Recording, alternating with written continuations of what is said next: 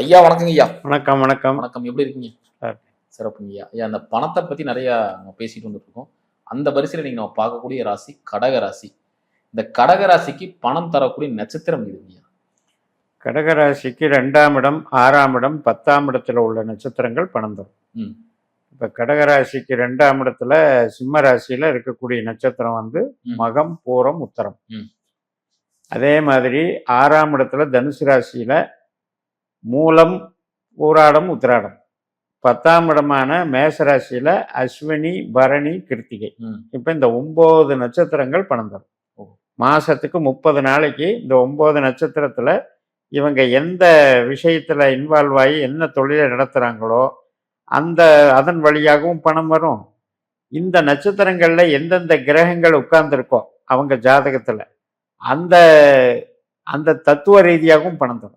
இப்போ உதாரணத்துக்கு புதன் உட்கார்ந்தாரு அப்படின்னா நம்ம வந்து பேச்சு, படிப்பு, கம்ப்யூட்டர் சம்மந்தப்பட்டது, திறமை, வித்தை, எழுத்து, இப்படியெல்லாம் பணம் வரும். இது மாதிரி ஒரு கிரகத்தின் சார்ந்தும் பணம் வரும். பாவ ரீதியாகவும் பணம் வரும். இப்போ பார்த்தீங்கன்னா பாவ தொடர்புன்னு எடுத்து நம்ம பணம் வரக்கூடிய வழியை நம்ம கண்டுபிடிக்கலாம். அதாவது 2ஆம் இடம்ங்கிறது கையில் வரக்கூடிய காசு. எந்த பாவம் 2ஆம் இடத்தோட தொடர்பு கொள்ளுதோ அந்த பாவ ரீதியாக பணம் வரும். எந்த வழியில பணம் வரும் அப்படிங்கிறது இப்ப வந்து உதாரணத்துக்கு 1, 2ஓட தொடர்பு கொண்டா நாமளே சுயமா பணம் சம்பாதிக்கிறோம். 2, 2ஓடவே தொடர்பு கொண்டா பேச்சின் மூலமாக சம்பாதிக்கிறோம். நம்மளுடைய கைப்பணத்துமே டெவலப் ஆகும். பணத்தை போட்டு பணம் வந்து இன்ட்ரெஸ்ட் எல்லாம் ஃபைனான்ஸ் பண்றாங்கல்ல, அப்ப அந்த 2 2ஆவே செயல்படும். 3, 2ஓட தொடர்பு கொண்டா எழுத்து ஒப்பந்தம் மூலமா பணம் வரும்.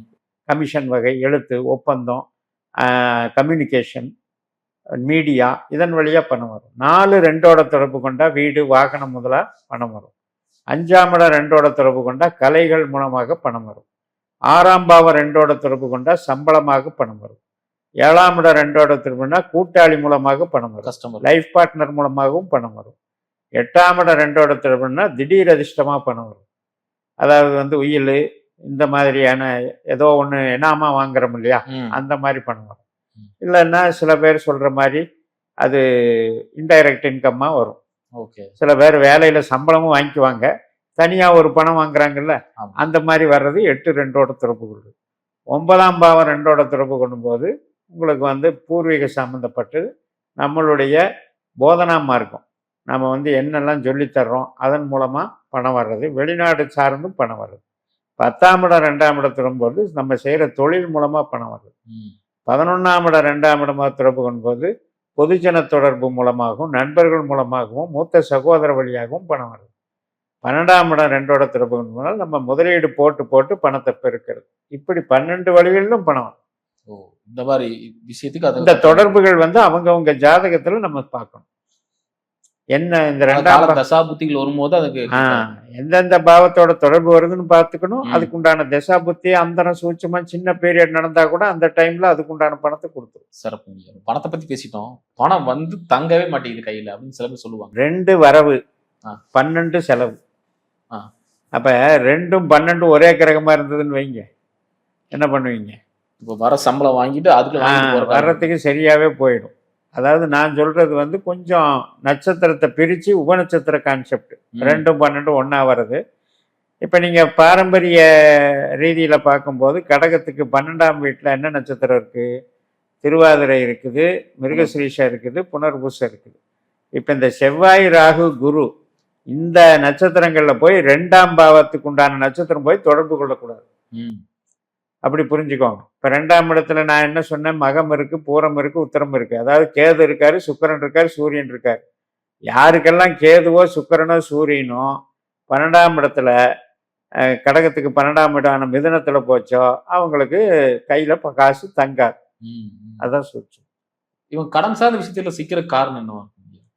கடன் அப்படிங்கிறது வந்துங்க எதன் வழியாக பணம் வருகிறது அப்படின்றது ஒரு சப்ஜெக்ட்ல 6ஆம் இடம் சம்மந்தப்படுது.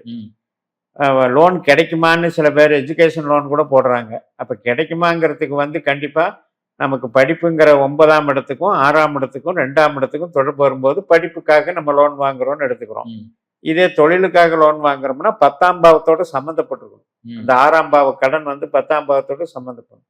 சில பேர் பார்த்தீங்கன்னா ஏதோ ஒன்று நான் முதலீடு பண்ணுறேன் அல்லது ஷேரில் போடுறேன், ஏதோ ஒருத்தரை நம்பி நான் வந்து இல்லை இன்னொருத்தருக்கு நான் வந்து இறக்கப்பட்டு கொடுக்குறேன், ஒரு இன்ட்ரெஸ்ட்டுக்கு ஆசைப்பட்டு கொடுக்குறேன், இப்படியெல்லாம் கடனை வாங்கி இன்னொருத்தர்கிட்ட கடனை வாங்கி இன்னொருத்தர்கிட்ட கொடுத்து அது வராமல் போய் சிக்கலாக்குறதெல்லாம் அந்த 6ஆம் இடமே 8-12 தொடர்பாகும்.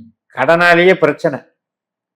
எந்த பாவம் 8ஆம் இடத்தோடு 12ஆம் இடத்தோடு தொடர்பு கொள்ளுதோ அந்த பாவத்தின் மூலம் நமக்கு பிரச்சனைன்னு அர்த்தம். இப்போ 2, 8, 12 தொடர்பு கொண்டால் நம்ம கைப்பொருளை ஏதோ ஒரு வகையில் இழந்துடுறதை காட்டுது. 6ஆம் இடமும் சேர்ந்து வேலை செஞ்சா இந்த மாதிரி ஜாமீன் போட்டு இழக்கிறத காட்டுது. எல்லாமே வந்து உங்களுக்கு 2, 6, 10 மட்டும் நல்லா இருந்ததுன்னா வளர்ந்துக்கிட்டே இருக்குங்க பணம்.